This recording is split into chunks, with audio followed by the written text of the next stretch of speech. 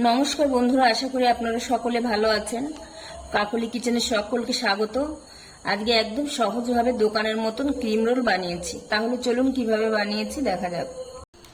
এখানে আমি 1 কাপ ময়দা নিলাম, দিয়ে দিচ্ছি 1 চিমটির মতন লবণ, আর দিচ্ছি 1 চামচের মতন গুঁড়ো করা চিনি, আর দিচ্ছি 2 চামচের মতন সাদা তেল। এখন আমি ভালো করে ময়দাটাকে তেলের সঙ্গে মেখে নেব। ভালো করে ডলে ডলে এভাবে মেখে নিয়েছি। এখন এটা এরকম মুঠো করলে মুঠোর মধ্যে চলে আসছে, তার মানে ময়নটা আমার ঠিক আছে। এখন আমি অল্প অল্প জল দিয়ে এটাকে মেখে নেব। রুটি পরোটা যেরকম মাখি ওই রকমই শক্ত করে মেখে নেব। ময়দাটা আমার মাখা হয়ে গেছে, দেখুন এরকম শক্ত হবে, শক্তও না নরমও না। এখন আমি 10 মিনিটের জন্য ঢেকে রাখছি। এখানে আমি কতগুলো সাদা কাগজ নিয়ে নিয়েছি। কাগজটার উপর দিকটা না তেল তেল, আর এদিকে খসখসে, তাহলে এই মানে তেল তেলটা উপরের দিকে রাখবো আমি। আপনারা চাইলে বাটার পেপার দিয়ে বানাতে পারেন, আমি এই কাগজ দিয়েই করছি। এইভাবে করে আমি বানিয়ে নিচ্ছি মুড়িয়ে মুড়িয়ে। এই যে আমি মুড়িয়ে মুড়িয়ে এরকম করে নিয়েছি। এখন মুখটাকে এরকমভাবে ঢুকিয়ে দেবো। এই যে আমি করে নিয়েছি সবগুলো এরকম। ময়দাটা আরেকটু মেখে নিচ্ছি। এখন আমি 2 ভাগ করে নেব।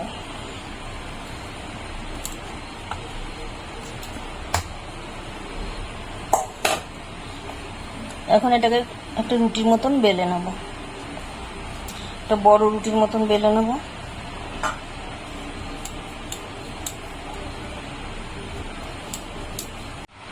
বড় একটা রুটি আমি বেলে নিয়েছি। এখন আমি 4 কোণা করে এটাকে কেটে নিচ্ছি। পরে সাইডগুলো দিয়ে আরেকটা রুটি করে নেব। এখন আমি লম্বা লম্বা করে কেটে নিচ্ছি। কাগজগুলো নিয়ে নিয়েছি। এখন আমি এইভাবে এটার গায়ে মুড়িয়ে নেব।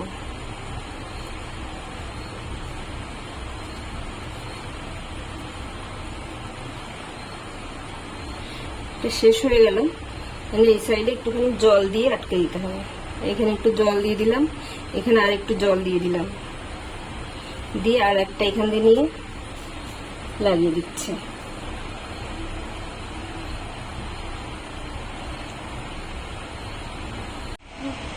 এই যে মুড়িয়ে নিয়েছি, এখন সাইডে একটু জল লাগিয়ে দিলাম। ব্যাস, এইভাবে বানিয়ে নেব ক্রিম রোলগুলো।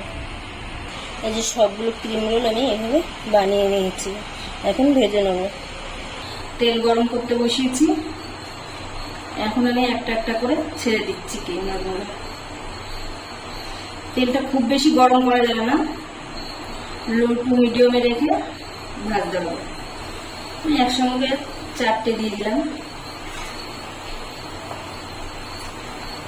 এক পিঠ হয়ে গেলে আবার আমি উল্টে দেবো। এবার আমি এক পিঠ উল্টে দিচ্ছি।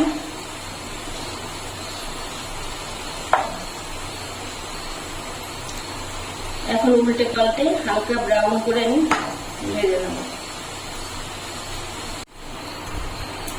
ক্রিম রোলগুলো আমার ভাজা হয়ে গেছে। এটা ভাজতে আমার 5-6 মিনিট সময় লেগেছে।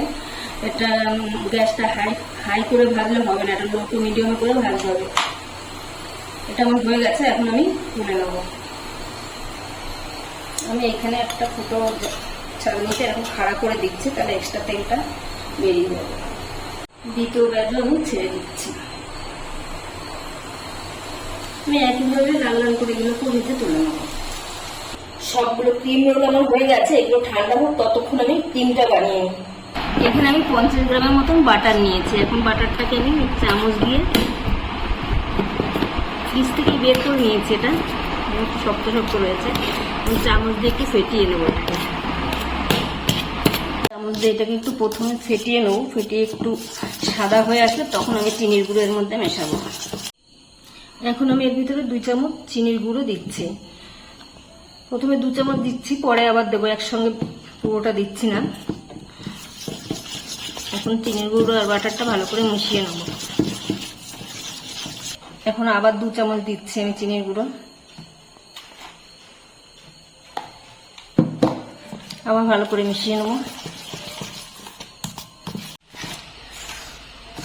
ক্রিমটা আমার হয়ে গেছে, আমি অনেক 10 মিনিটের মতন ধরে ফেটিয়েছি, এখন হালকা হয়ে গেছে। এখন চামচ থেকে পড়ছেও না, ঢাকা দিলেও পড়ছে না। এটা এখন এইভাবে ক্রিম বানিয়ে আপনারা কেকও সাজাতে পারেন। যখন হালকা হয়ে আসবে তখন বুঝতে পারবেন যে হয়ে গেছে। হাতটা আমি একটু কেটে নিচ্ছি, এই কাগজটা ধরে টান দিলে আরামসে বেরিয়ে যাবে এবং সুন্দরভাবে বেরিয়ে গেছে। সবগুলো এইভাবে টেনে টেনে বের করে নেব। আমি একটা গ্লাসের মধ্যে পাইপিং ব্যাগ নিয়ে নিচ্ছি, এর ভেতরে আমি ক্রিমটা দেবো। আপনারা চাইলে যদি পাইপিং ব্যাগ না থাকে দুধের প্যাকেটের মধ্যে বা যে কোনো প্যাকেটের মধ্যে দিয়েই দিতে পারেন।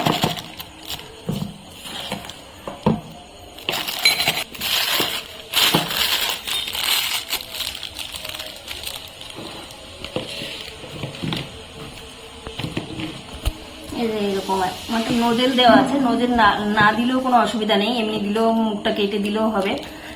এইভাবে চাপ দিয়ে ভিতরটা আমি এখন ঢুকিয়ে দিচ্ছি।